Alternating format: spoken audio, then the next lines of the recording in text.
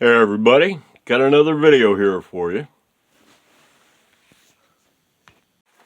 So I'm getting ready to put strings on the X15 here,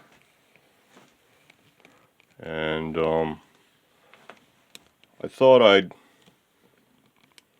show you what was up with this trem and how it works and stuff before I get it all put together while it's still accessible. So this is going to be a little bit of a close look at the Steinberger R-type trem design and how they work and stuff. Thought a couple of folks might find it useful. So this is Steinberger trem. You can find them online. Usually they have Overlord of Music stamped on them. It's apparently the patent on it expired or something, and so anybody can make it or something like that. It was originally used on Steinberger guitars back in the late to mid 80s, or mid 80s, I guess, early to mid 80s.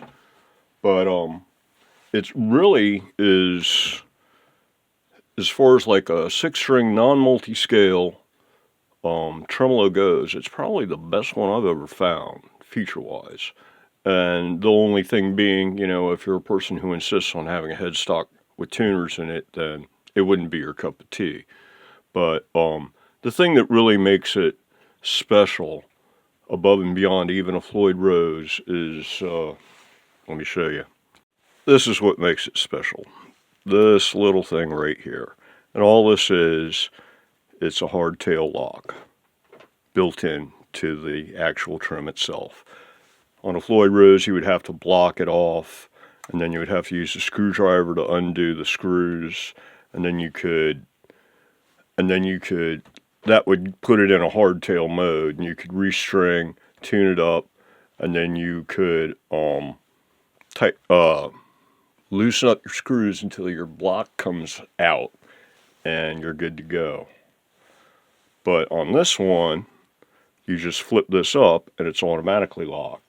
And then it uses, instead of a claw and Phillips heads, you have a thumb screw, which you can turn without a wrench, and that allows you to adjust the tension for the claw, basically. And so all you do is you just lock it, string it up, set this so that it's floating again, and then unlock it by flipping this back down. And this right here engages on this little disc right there, like that, and that's how it locks. And as far as the bridge itself goes, the thing is real easy to put together and take apart and stuff. You just loosen this up a little bit, and it more or less just pops right out, just like that. And this construction is pretty simple.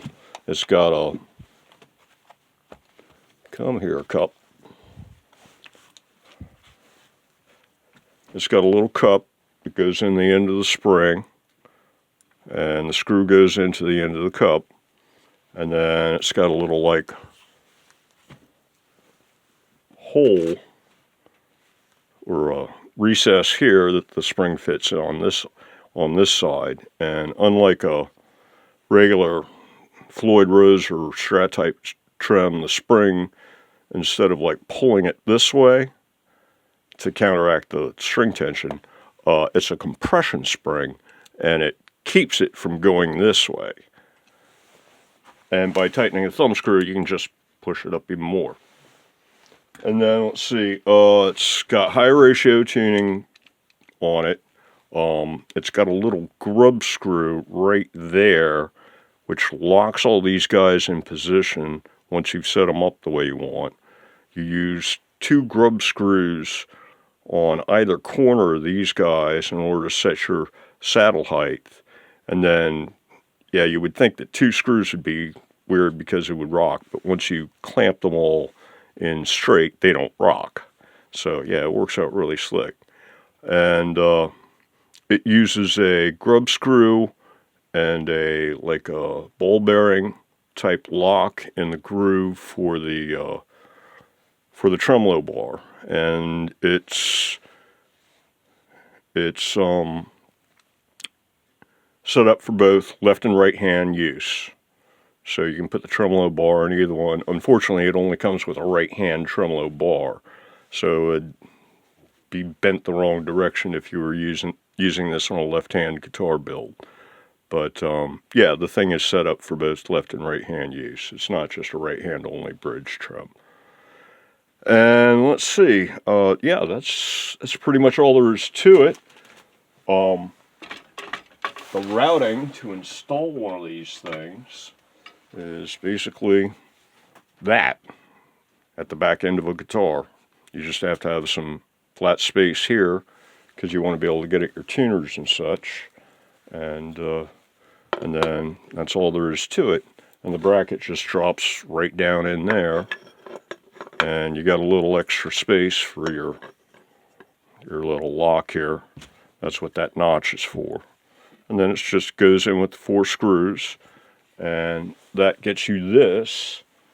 And then you just put the cup on the screw, on the thumb screw. Where's my cup? Oh, it's still on the spring. Yeah. Put the spring into the bridge part. Let me see, watch. I won't be able to do it now. Basically, you just kind of go like that, and like that, and like that, and it's on again. And then you can just pick it up and lock it. Where'd my lock go? There's my lock. And there, now it's locked in hardtail. And that's pretty much it for this bridge. They're pretty straightforward. Let's see, it's a double locking system.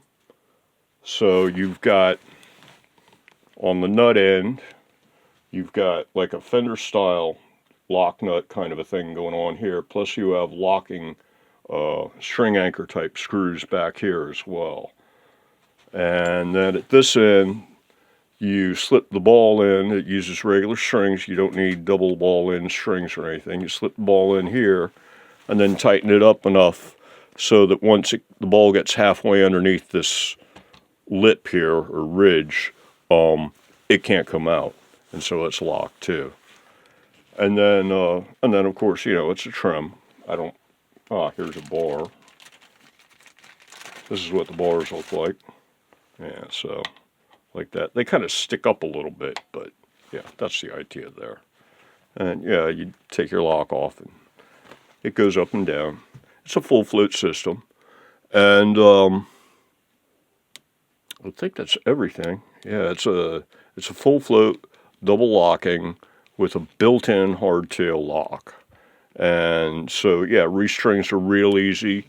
You just undo your 2 screws here and slip the string in here, crank this guy down a little bit, take the string and feed it through here, and tighten these 2, pull it tight, and then tighten up these 2 screws, and then just tune it up, and you're done. So I think that covers everything about this bridge.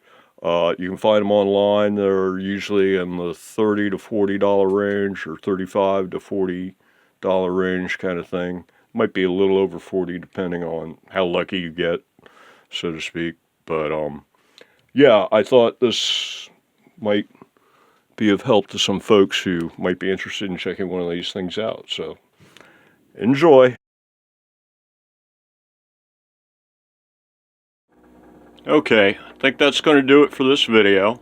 So until the next one, everybody, have a good one.